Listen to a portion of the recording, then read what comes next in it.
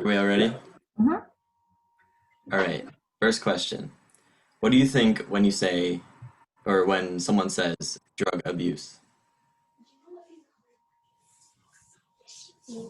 I can take this one at first. When I hear drug abuse, it means to me that whether legal, illegal, it doesn't matter. It is an inappropriate amount of use at maybe an inappropriate time.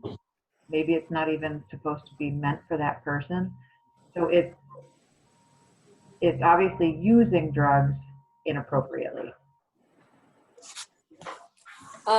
When I think of drug abuse, I just think of a whole different mental state than your usual one, just like the inability to make certain decisions just because you're so focused on because of how the drugs have had an effect on you in the past. And I don't know, that's just kind of how I see it.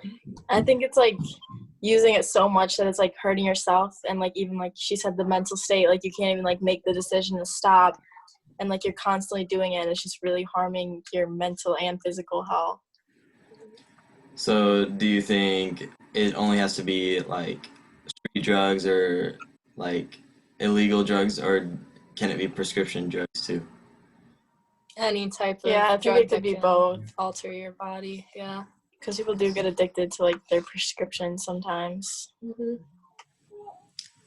What do you do if someone is abusing drugs, or what have you done? I think the first thing you should do is like try and like get them to like notice it, like, but you can't like freak them out, but you should like talk to them about it, or try and get them to talk to a professional who's not gonna like get them in trouble, just so you can like talk it out and try and come up with a plan to like get them off of the mentality they have right now.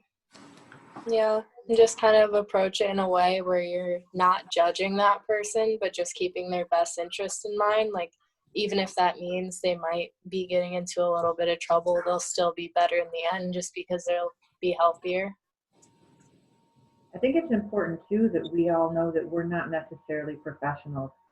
We might know someone that we love that's in a situation where they're struggling, and we take that upon ourselves to be the person that helps them. But sometimes the best thing we can do is refer them to the person that knows what they're doing. I'm fortunate enough that my husband works in that field. So I have a direct contact with somebody that can refer me to an organization, or how to go about getting somebody into rehab, or any one of those things that most people wouldn't necessarily know how to do on their own. I think it's also important just to know where your resources are. We have the internet at our disposal. There's so much that we can do just by searching, and knowing the local facilities. We've got Trinity. We've got my husband works at Bradford Recovery. We've got just a ton of different facilities that are local that might be able to guide us also. Do you know anyone that does abuse drugs? You don't have to say any names. Just have you seen them? Have you known someone in the past? Just that kind of sort of thing. I don't know. I don't know exactly how to, like we were talking about in the past, about the definition of drug abuse, but I feel like I've been around some people that have been attached to it to the point where even if they wanted to stop using it, they couldn't. I haven't known anybody personally, but I've like heard about like people that I'm friends with who like know like about how they can't like get off of it, and like how they're like getting into like bad stuff. But, like, I don't know anybody personally. I think we often, when we think about drug abuse, at least with me, my brain immediately goes to worst case scenario, hard drugs, overdoses, this, that, whatever. And back before I was married, I would spend a lot of time doing karaoke. And I would go to the bars and, have my Diet Coke, and I would be amazed by how much alcohol somebody could throw back. And then I'd go back the next night and it'd be the same person, same amount. Next night, same person, same amount. It doesn't have to be heroin. It doesn't have to be, meth. It can be something that we don't consider necessarily bad, and it's abused because it's completely outside of the norm of what's an appropriate amount to be taking, So I know a lot of people that abuse both alcohol and drugs.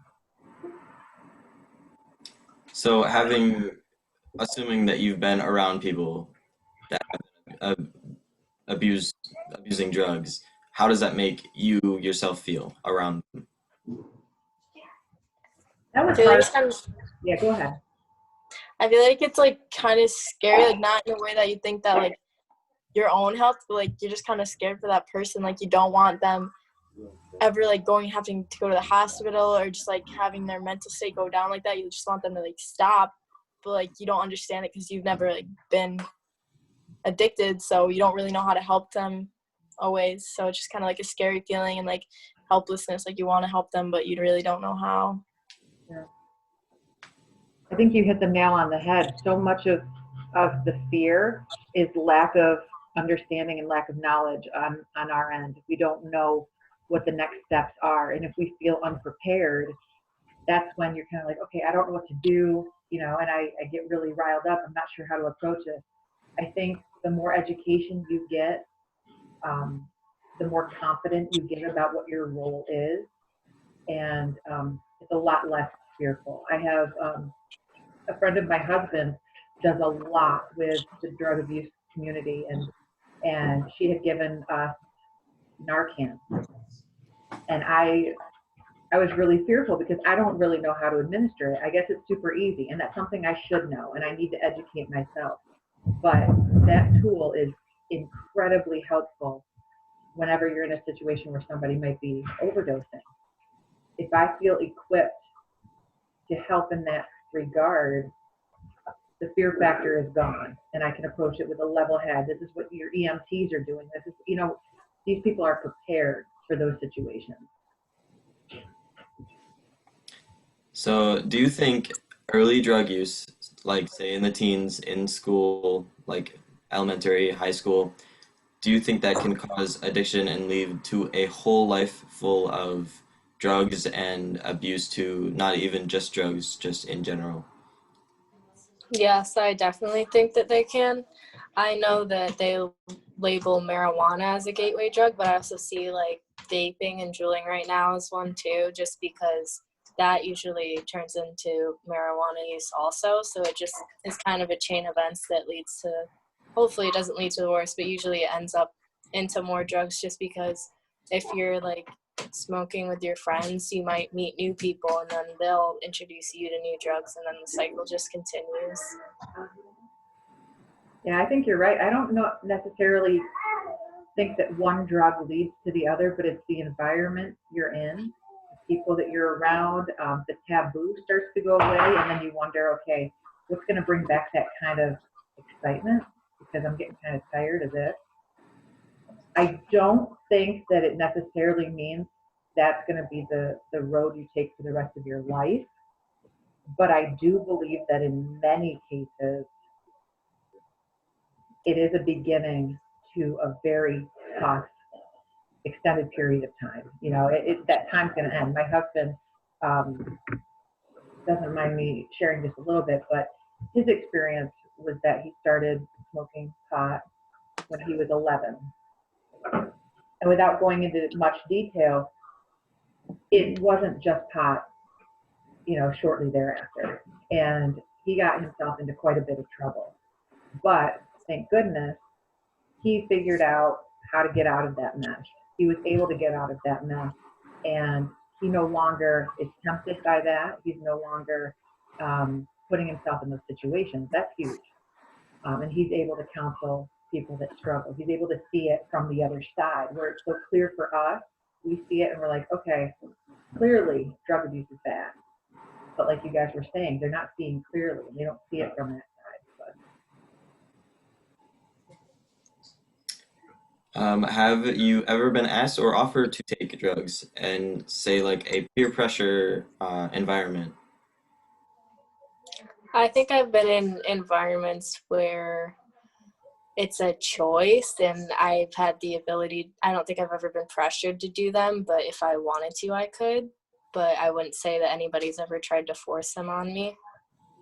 Yeah, I don't, like, I've definitely been in an environment like Parker, but I've never been, like, peer pressured. Like, I have never really seen people have been peer pressured for drugs around me, at least. I think I had more pressure growing up to drink. That was a really, really big one. I was fortunate enough and naive enough that I didn't see any of it when I was in high school. And I was scared to death when I finally saw it in college because I didn't expect to see it. But I do remember being at one party with a bunch of friends. It was just a Super Bowl party, hanging out, and one of my friends said, "Hey, let's go upstairs." Thinking, okay, we're at somebody's house. It's no big deal. Everybody's watching the Super Bowl, and it was the weirdest thing. Probably 20 chairs in a circle. What were we gonna play? Duck, duck, goose? Like, this is weird. So I'm sitting there in a chair, sitting next to a couple people. I didn't know everybody, and next thing I know, somebody lights up a joint, and I'm thinking, what is happening right now? And they start passing it around. And it gets to me, and somebody offered it, and I thought, you've got to be kidding. I feel like I'm in a dumb after-school special. I said, no, I don't want that. This is stupid. Which now I'm sure I looked really corny, at the time. But I couldn't believe that I was actually in a situation that I saw on TV. And I just felt like this surreal moment. But yeah, offered, but luckily enough, confident enough to say no. Have you ever been addicted to something, not necessarily like fully addicted, but had that drive that you needed to do it? Like as in just like drugs or anything. Just anything.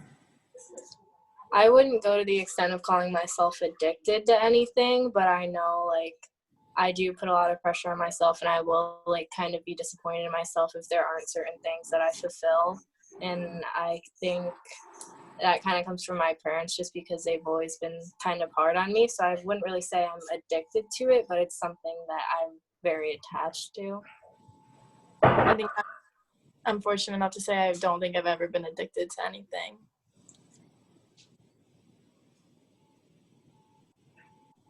My husband's laughing at me right now because he's waiting for this list of things he's sure I'm addicted to.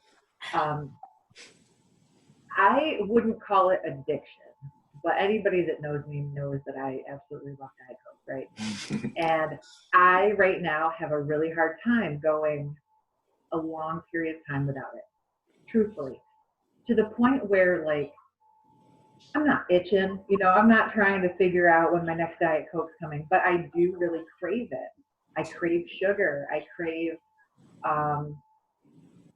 truth be told, I'm sure we all probably relate to this. I crave social media attention.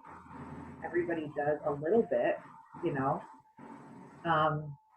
But in terms of drugs and illegal substances, I've never had that drive. But I think everybody has a little bit of curiosity. I think that's natural. But whether or not you can stand up to that and say no to yourself, that you're not going to go down that path. But yeah, there's never one too far. So going off that, how hard do you think it is to break an addiction?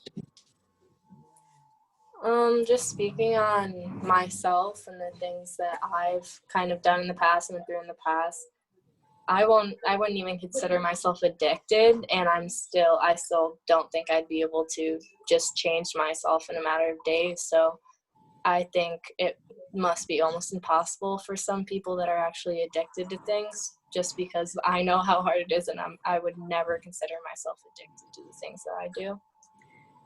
It's hard for me to like imagine it because I'm like always overthinking everything. So like I can't imagine just like having to do anything, because like my brain is always like there, and like I always like know what I'm doing. So like for me, like I just really don't think it'd ever be hard for me to like stop doing something. So I can't really imagine what it'd be like for other people. So I really don't know how to speak on that. It's like if you're on a diet and all you're thinking of is, ugh, I'm on a diet. I can't eat that. And you obsess about the can't instead of what you can, and that's the hardest part. I had to give up soda when I was pregnant. And before I found out, I was drinking a lot, a lot of soda. And I'm not gonna lie, I know it's bad for you, I get it, but I pretty much went cold turkey, and it it was difficult, but I was able to do it for the short period of time.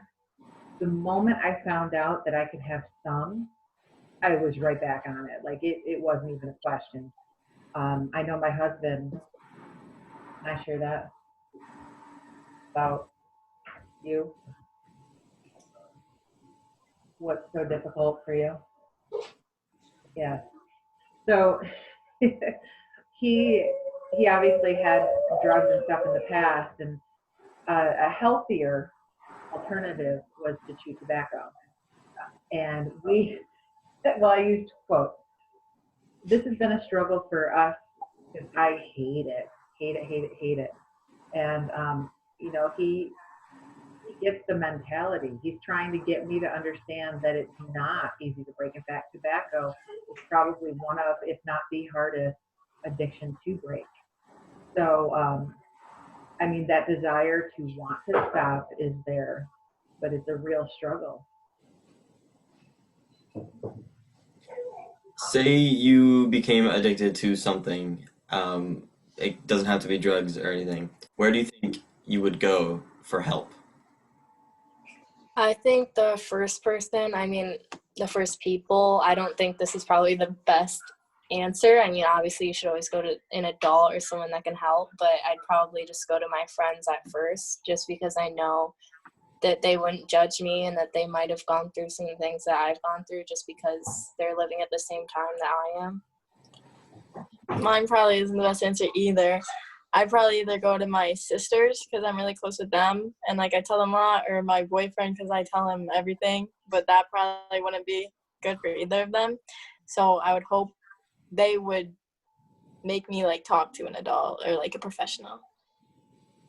I think that honesty is really good. I think we're all in that position where if we're wise enough to understand we have a problem, it doesn't mean that we're necessarily strong enough to manage it correctly. And to be perfectly honest, if I was addicted to something, I don't know if I would pick the right person because part of me wouldn't want to give up the addiction. So I would probably manipulate my circumstances so that whoever I connected with, had been there and would affirm what I want them to affirm and not necessarily tell me the truth. And that's the thing. The hardest part is you have to confront those demons. And the people that are going to help you through are not going to be the people that you want to go to, truthfully. How do you think younger people get their hands on drugs? Um, I think mainly, I mean, obviously there can be some parents that supply them with them, but I think just from their friends and the environments that they tend to be in, because I feel like certain groups of kids are less likely to be exposed to them than other groups of kids, kind of just the scene they're in. So I'd say, yeah, kids are probably giving other kids drugs more than their parents are. Yeah, like you mostly just see it like if one kid like knows how to get it, then all the other kids like know about it, and then somebody else like will know how to get it, and then just everybody can just get it from the one person because a lot of times they sell it and they'll make their own profit and they'll be happy to give it to whoever they want to. I've been hearing quite a few stories, and the fact that I've heard the story once bothers me. The fact that I've heard it more than once blows my mind. But stories about parents who will go to some sort of drug exchange, something, maybe buy drugs, maybe sell drugs, or do something related, and their kids in the back seat of the car, or they're bringing their kid along. And when you grow up in that environment, that becomes your norm. So, I mean, finding drugs, selling drugs, getting drugs, it's second nature. It becomes part of your, sadly, your upbringing. And I think it's much more common in Elmira than we even know about. Now, I know all the higher up organizations will say, but coming from normal people, what do you think, well, like, what are your thoughts on being able to slow the abuse of drugs, especially in younger people? Um, I'm sorry, can you repeat it? I didn't really hear you. What are your thoughts on being able to slow the abuse of drugs, especially in younger people? My thoughts on how we can do it are kind of um, like, I'm sorry, I don't really get the Yeah, question. like how, or even if it's possible. Is that what you're asking? I'm Or just asking, like, if you were to want to slow the abuse of drugs, how would you yourself do that for other people? Like, what could you say or what could you do to make it so that they stop or never start abusing those drugs? I feel like kids, especially our age, are kind of obsessed with just being like within a scene and feeling cool. And like Mr. Nosa said, just like getting certain attention online. So I feel like if we kind of created a different stigma around drinking and smoking and doing drugs, then it would kind of, because I mean, kids' main focus in high school is just kind of to fit in, and a lot of the time they'll get into drugs to fit in.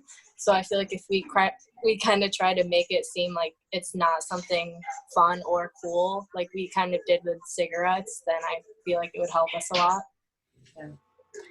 Yeah, I feel like that's like what you do to be cool, but I also feel like I've known people to like smoke weed or like to like reduce stress like from stuff like that. And what's the one that helps you focus? Adderall? I don't think so. What drug it helps you it focus? can. It depends on what your natural state is. Some people will use that to focus. Yeah, I've known people to use that to like help them focus with school, and I just know like people like taking drugs to help them with like the stress of school or like to focus. So like I don't know, maybe like help them deal with that stress in another way, because I just know people have done that. I think you guys hit the nail on the head when you use the word stigma. Um, all too often, people will envision the non-drinker and the non-smoker as kind of a nerdy dork type, um, which I'm not exactly sure where that came about. I think we often associate the jock or the cool kid with the one that goes to the parties and is more apt to partake in this stuff. And the sad truth is, since you are in an age group where everything is so influenced, people are more apt to do things, like you said, to fit in. And we need to have more people shed that stigma that not participating in that stuff is actually cool. I hate that word, but like that it's normal, that it's okay not to do, that it's okay to care about your body, that it's okay to care about your future, that it's okay to not get in trouble, without getting super religious, because that's not what this is about. I was fortunate enough to grow up in a strict home, but to understand those views for myself pretty young. And I always felt freedom in doing what I was supposed to do because then I didn't have to worry about the consequences. And so many people don't care about the consequences. What do you think the difference between overdose and abuse is? Um, I don't really, I don't know if I'm going to answer this correctly just because I have no background knowledge of it really, but I feel like an overdose is just kind of the ending or last chapter. But also, I don't think I should say that just because an overdose can't really stop an addict from being addicted to what they are addicted to. So I would say it's sort of a last chapter of the first book, I guess. I don't know how to say it. I agree with what she said. I was gonna say like the same thing. Like abuse is like when you're hurting your body and you're hurting your mind, but overdose is when like you really need to stop. You're actually gonna like end your life or like really, really harm yourself. And that's what I think the difference is.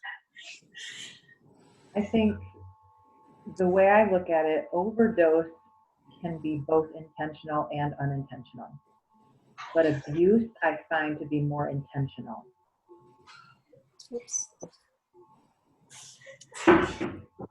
If you were using drugs, how do you think it would affect other people, like your family and friends? I think I'm lucky enough to have just people that care about me in my life, so I feel like it would make other people kind of be scared for me, like Riley was saying, and just kind of like want the best for me. And I know that would probably make me really guilty. And if my parents knew I was using or abusing drugs, then I think they would be very disappointed in me. Yeah, my parents would be very, very angry if they found out. But I think like it'd be half and half. Like I think some people in my life I could just see like joining me, and then like the other half be like really disappointed and like stressed out, like trying to get me off of it. Which like I can see two sides of like the people in my life. I think if it came out that I was a drug user, first of all, it would bring a lot of shame, I think, on the school, considering the fact that I'm the face of SAD, and it would give cause for people not to take the group seriously. So there's a lot of pressure there. I might have a glass of wine, maybe two a year, but I don't do anything that SAD stands for. I think it's really important to walk the walk and talk the talk and to have um, honorable character. And I choose that definitely for myself. But I think too, it's not about me anymore. I do care about what my students think of me, but I care so much about what my son thinks of me. And I'm a role model. He's going to see what is acceptable and what's not acceptable for your behaviors, for how you treat your body, for, um, just general rules of thumb. He's going to be looking to me and Shane to figure out what's okay. It's my job to teach him right from wrong. And that reputation matters to me more than anything. To bounce off that, what would you do if you found out someone in your family, especially a child of yours, was abusing drugs? I think I would kind of approach them in a way like not as a family member, but as a friend. So instead of just being embarrassed or disappointed of them, I would be. I mean, I'm not saying all family would be embarrassed or disappointed because it's not really something you should shame because it isn't a disease. But I would approach it in a way like more of a friend where I'm worried about them and I'm gonna like get the most resources and do the most research I can to help them in the future. Yeah, I definitely wouldn't try to shame them because a lot of times they are brought into that environment by like people they're surrounded or they feel forced to, and like I definitely wouldn't shame them. I would just talk to them about it. I would start off with a conversation, and then if I really like thought they needed the help now, I would direct them toward a professional, but that could scare some people because they don't want to stop the addiction, so I wouldn't want to scare them away. I think in my situation, we'll talk about drugs because alcohol is its own separate animal, really. I think in most cases, family that has been abusing drugs, it's been too late for me to find out. Um, I had a cousin pass away from a heroin overdose 5 years ago, 6 years ago, sorry. Um, and that hit me really hard. Shortly thereafter, I had a good friend, and I mean, we spent the night before just hanging out, watching TV, movies. I texted him because we were going to go to dinner together the next night, and he knows somewhere in our conversation. So by the time I know what's going on, it's been too late, and that's a burden that you carry for a very long time. I hope and pray that that will never happen to Asher, but I'm not sure how I would approach it. I've seen benefit from being the tough cop, and I've seen benefit from being the soft cop or the nice cop, and um, I think there needs to be a balance of both, but I also know my limitations, and I think I would get professionals involved as soon as possible because I just don't know how to do anything but love. And that's the extent, I would love as best I can. I would let him know that I was here, um, but he would have to get help immediately. I wouldn't mess around. How do you think drug abuse affects performance at school or at work? Um, I kind of see drug abuse as just another stressor. I mean, if you have multiple stressors already, taking care of your family, doing well at your work, and even if you're like doing a sport, then it's just another thing added on to it that you have to deal with. And it's kind of in, you kind of see yourself having to put that in front of everything else once it gets to the point where you're addicted to it and you need it. So I see it as affecting, I mean, your relationships with your family negatively, your jobs negatively, schoolwork negatively, your sports definitely negatively, just kind of taking you downhill slowly. I feel like the same thing she said, and I've seen like people spend like so much of their money on drugs, like literally thousands of dollars. Like that's really like not a good thing to do. You could spend on so much more. And like I've seen people who like smoke it all the time, like really just like stop caring about like their schoolwork or like things they used to care about like as much because they just like been so focused on the drug that they just don't care about anything else. I think part of the issue too is the truth that for some people it does help.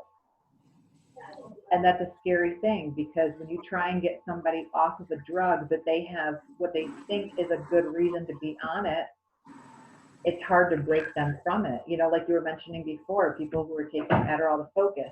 I know some people that have used pot to help focus. Um, you hear about musicians that feel like they're most creative when they're tripping on acid or doing this. Like so. There's so many people that justify their use because they think that it's making their abilities better, and it might be. I don't know. I'm not a doctor, but I think the negative far outweighs the positive in that regard. And I think we need to come up with healthy strategies so that those methods aren't necessary. Why do you think, especially younger people, take or abuse drugs? I think this one kind of goes along with the last one, just kind of built around this need to kind of fit in with everyone at this age, just because, I mean, our brains are developing, and the last thing we need right now is just to not have any friends or anybody to talk to. So we might see ourselves just forcing ourselves to try something just so we can be around the people we want to be around or go to the parties we want to go to. Yeah, I think it's like that, but also like the stressor thing too. Like some people do it to really stress, and I know like some people who are awkward or like stuff like that. They just like do it to try and like fit in another way, so they're not always like feeling like they're having like their anxiety. Like some people do it because of anxiety or like awkwardness, just to try and fit in that way. Mhm. I think you guys are dead on. I think also just kind of relevant to the situation we're in right now. I think a lot of people are very depressed. I think not having that social interaction, not having the norm, even if you hate school, not having the norm of being in school, so much being just different and weird, that there's a lot of people that are depressed and want an escape. Um, I think it's also true that it doesn't even have to be pandemic related, but just escapes in general, escape from life, escape from stress, escape from, who knows what.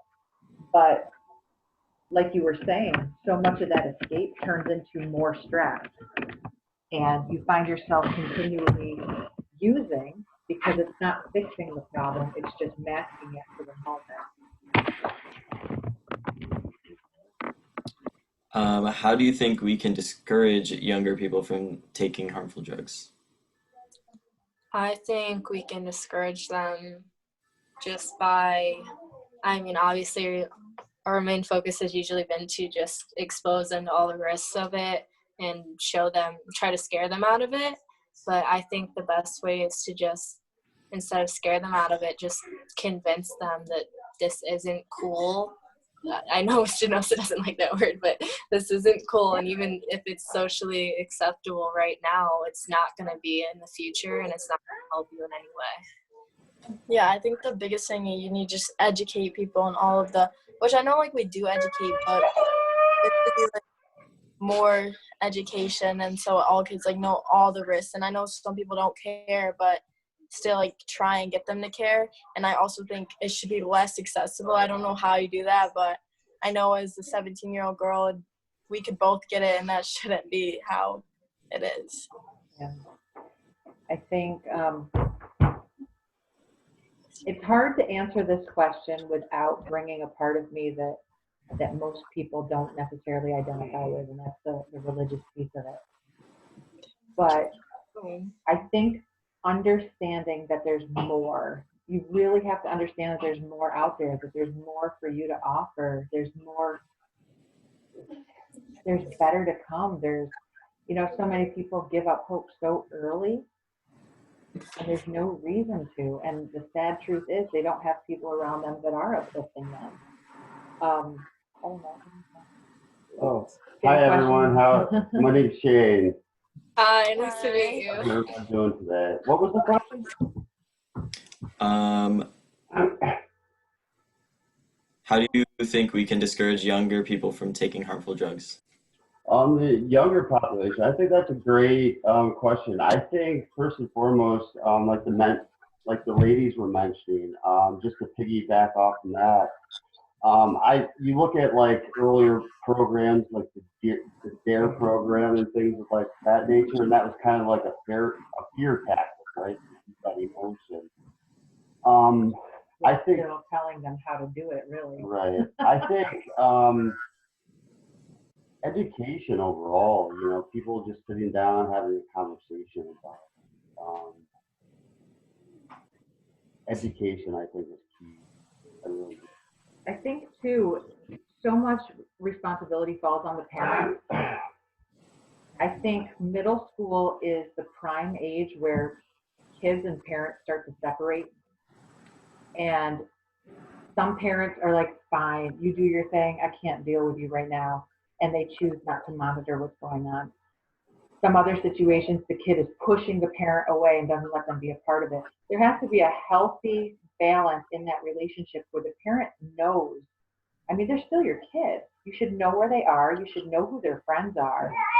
That's huge, having that network of people where you know all the friends, you know the friend's parents, and you feel comfortable with that interaction.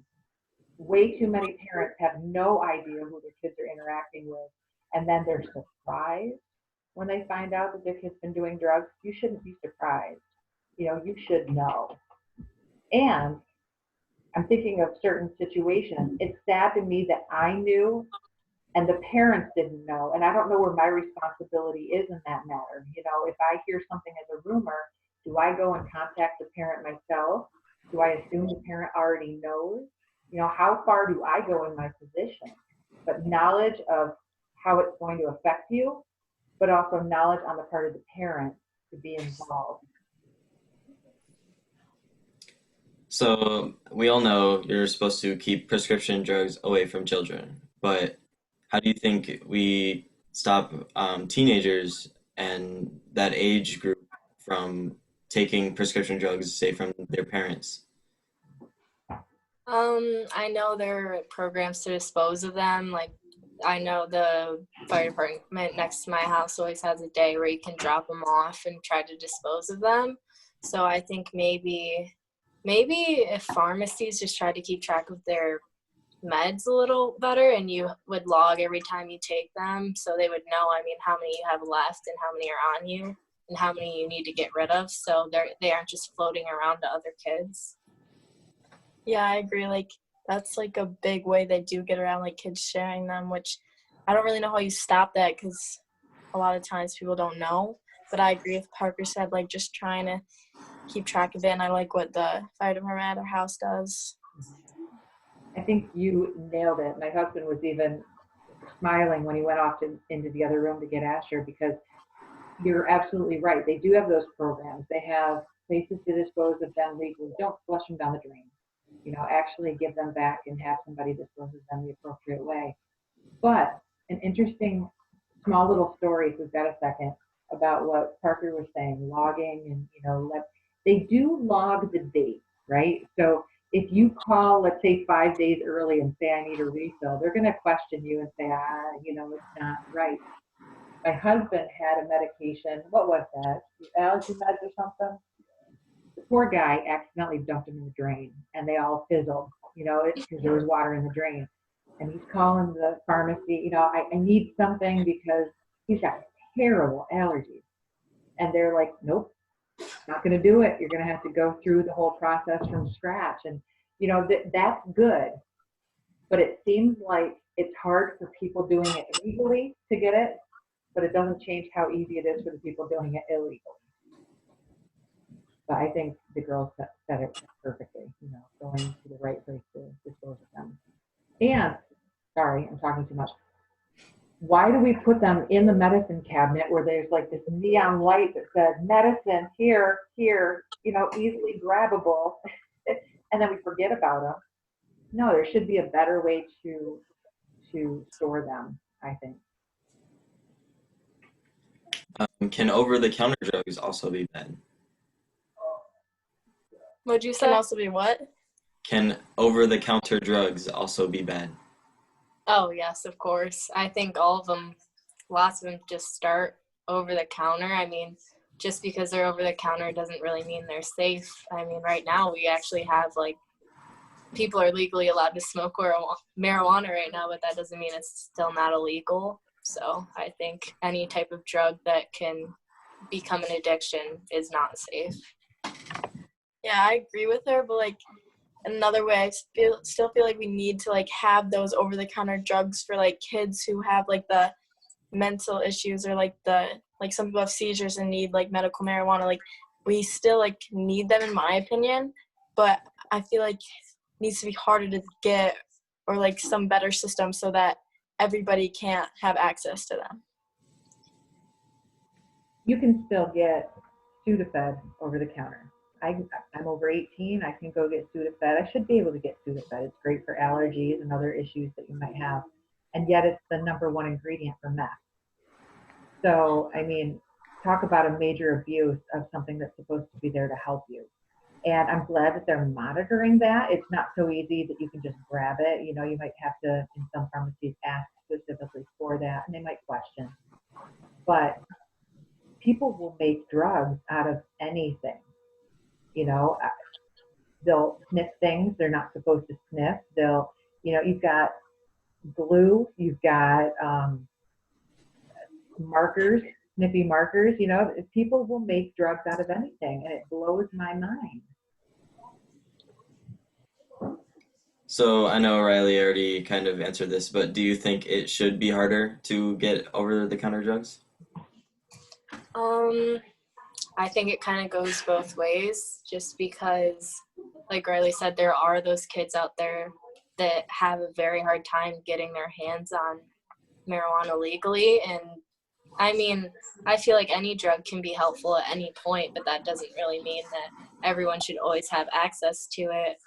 So I don't know if I'd say I'd want it to be harder. I just want it to be more in depth. So the people that do need it are going through the process and getting it, but the people that don't need it won't even be willing to take those steps because they know that they're not able to get it if they need it. Yeah, I remember watching a video of like a girl who's having like really bad seizures and she's like gonna die and they like didn't know if they should give her weed or not. Like obviously like it shouldn't be like that. Like if it's something that's really affecting a person, you like give it to them. But if it's somebody that just like wants weed, you just need to like make sure professionals like no way like for sure if they actually need it or just like want it for their own entertainment. We often have people debate on either side of the fence about the use of guns, right? You've got people that are pro-guns because they know how to do it appropriately. They maybe go hunting, or maybe some have conceal and carry and, they're using it for protection, but they're educated on how to use it. And I think how often we expect people to be operating in an educated at an educated level on drugs, but they're not. Um, we can't regulate drugs if they're not legal. But at the same time, you don't want them to be legal because they're not necessarily good for you. So I know, remind me one more time, what was the question? Do you think over-the-counter drugs should be harder to get? Yeah, so I think they're doing a good job with the ones that are keeping it legal, but it's never a bad idea to do background checks, to know that somebody has a history of using drugs. Like, you wouldn't give a gun to somebody that had a history of violent behavior, or you would hope that you wouldn't, you know, but it doesn't mean that it should be that way for everybody, I guess. Do you think doctors slash people who prescribe you medicines are part of the problem with drug abuse? Um, I think like everything, I know people like to use the term bad apple, but I think it can be systemic in them, just depending on kind of how they feel about it, and if they do feel guilty about maybe giving those drugs to people that don't need them, or maybe even taking bribes from people that don't need them. So I mean, I think I think it's complicated. These are really good questions, but I think it can go both ways. I mean, there's always going to be people that don't do what they're supposed to do, but that doesn't mean we shouldn't try to stop them from doing it. Yeah, I feel like there's like the doctors that don't do anything intentionally, and like even if they like, give somebody a drug that they get addicted to and like get hurt by, like they might have not meant any harm by that, and like that's not their fault. They're just trying to help that person's whatever, like mental disorder. But then there's the doctors that will like give you drugs for money, like she said, and that's bad. Like, we don't want that. It's interesting that if you have a criminal record, and correct me if I'm wrong, Shane, if I get this wrong, in a lot of situations, if you have a criminal record and you cross the border into another state, they may have no idea. You know, it's not necessarily on a national registry. Okay? So you might have somebody that has certain behaviors and you wouldn't know just because you're not familiar with their background from where they're at. Is that true? Yeah. That's what I was going to say. Like, you could go to a doctor and that doctor has no obligation to go and check where you've been. So you have people that will jump doctor to doctor and maybe legally get a prescription for an issue that they're having, but they're now, you know, have 5 prescriptions for the same thing. And as long as they go to different pharmacies, nobody's going to ask the question. So you've got that end of it where, you know, the doctor might be doing a disservice because they're not educated. But it's also important to kind of understand, because you might be giving somebody a prescription and another doctor might be giving them another prescription. And if that communication isn't being had, those prescriptions might be fighting each other and be lethal. You know, but I don't think, again, correct me if I'm wrong, I think with the HIPAA law, you don't have to share information. And in many cases, you absolutely really should, I guess. That's my opinion. So, assuming the doctor is in with good intent, how often do you think they incorrectly prescribe a drug to someone? I like to think not that much, but I know I mean, it could be just them being lazy or them not looking into it more, or just kind of going through the steps and not considering other things. So I like to think it's not a lot of the time, but I think I'd be naive to think that too.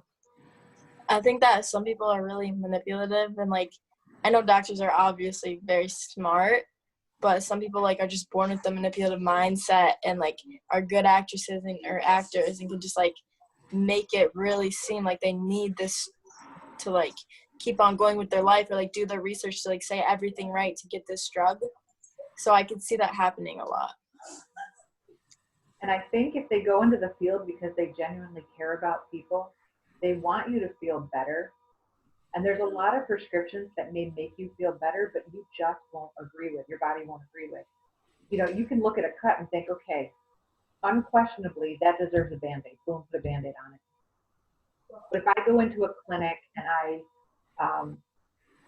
start talking to the doctor about depression and I want to get Xanax or something along those lines, they can't measure that. You know, I can come up with any description, I can be as honest or dishonest as I want to be. And if their intention is to help me and they really believe in the drug, they probably will prescribe it. So there's certain medicines you can't see necessarily how they're helping except through, talking or yeah, like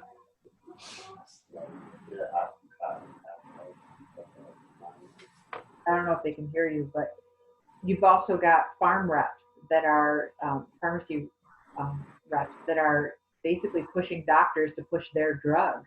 So there's an obligation on that end. As you guys get older, you're going to find out the shadiness in big business for sure. There's a lot of big business that's really, really, really dishonest. And one of the major umbrellas of industry is big pharmacy. And sadly, we've become their mice, you know. Yeah. But don't discount either. We were all saying that they can get drugs from their parents. So the doctor may be prescribing something completely out of good intention, and they end up having no say in how it's abused on the other end. You know, they can only do so much. So we've all seen those commercials about prescription drugs where you've got the 10 seconds of saying how good it is and then the rest of the commercial saying how how bad it is and what can happen. Do you think that prescription drugs, I know everyone acts different, like everyone's body will react to a drug differently, but do you think prescription drugs should have that much negativity behind the small bit of positive that it has? I almost see, obviously they are, but I see pharmaceutical companies, their businesses obviously, so one of their main goals is to make money. So I think they may be pushing out more drugs than they should be without the intent of other people and maybe just the intent to make money off of them. I also think the list of side effects that could go along with them, you were right about that. I think it's different with everyone, so they kind of just don't want to get sued in a way, but I also think that they should put more care and thought into what they're doing before they let out drugs to the public. Yeah, I agree with pretty much everything Parker said. Like, it could really like help somebody's mental state, but like then all the side effects, like it could hurt them too, but like you don't know, so it's kind of like a really hard topic to speak on. I think when you see somebody that's in a position where they're really struggling, sometimes they would rather have relief from what they're struggling with at the cost of something else. You know, I have a family member that had terrible psoriasis, terrible, covered all over. And if you asked her, she'd probably give an arm and a leg to not have to itch, to not have to have those sores all over. And if the side effect is diarrhea for life, okay, I'll have diarrhea for life, but it means I won't feel the way that I'm feeling now. So it's really a lesser of two evils. You know, what are you willing to give up? There was something else I was thinking of too. Like, what's the most common? Cigarettes. You've got a side effect of lung cancer. You know, it's possible and it's very common. And yet, how many people still smoke? You know, it doesn't seem to deter people because they're more interested in the temporary fix of what they get out of it than the long-term effects that potentially might not happen, but they're willing to make that risk. Okay, last question. This is just a generic. Why did you accept this interview? I accepted this interview, I think mainly because I'm in SAD Club, so I'll kind of work off that. And I think I decided to be in SAD Club just because I've seen how drug abuse and just addictive things have affected people that I know and love in the past. And I like to learn things about it just so I know maybe how I can help somebody in the future that is struggling with these problems. And I also just thought it was a great opportunity to meet new people that have the same interests as me. I agree. Like, it's because I joined like the club and I'm interested in all this because, like she said, in case somebody I know in the future gets involved with it, I will be more educated and I'll be able to help them. And I think it also will help steer me, like, keep me on like the right path. And like, I obviously want to help you out with your interview. Yeah, I think it's a good accountability. The more we get involved in stuff like this and preach, to not do stuff, the more apt we are to not do stuff. It's a good accountability for yourself. I think for me, being the SAD advisor, there's an obligation I have. If there's ever a student that says, hey, can you help in this drug related or anti drug situation, I feel like I should be the first one to step up. If that's really my passion, then I should never back away from an opportunity to talk about how I feel about it. I think too, my husband might not agree, but I feel like I'm an empath. I feel like I can feel what other people feel and relate to their issues they may be having or the feelings they may be having. And I want to use my powers, whatever, for good. I want to be there for people that might be struggling. And I've had enough encounters with people that have abused drugs or been the product of abused drugs or feel the urge to abuse drugs to, want to involve myself and love on them to figure out how to get them out. Okay, thank you guys. Of course. Those are really good questions, too. Yeah, they You really were. made us think on some of those. So I'll stop recording.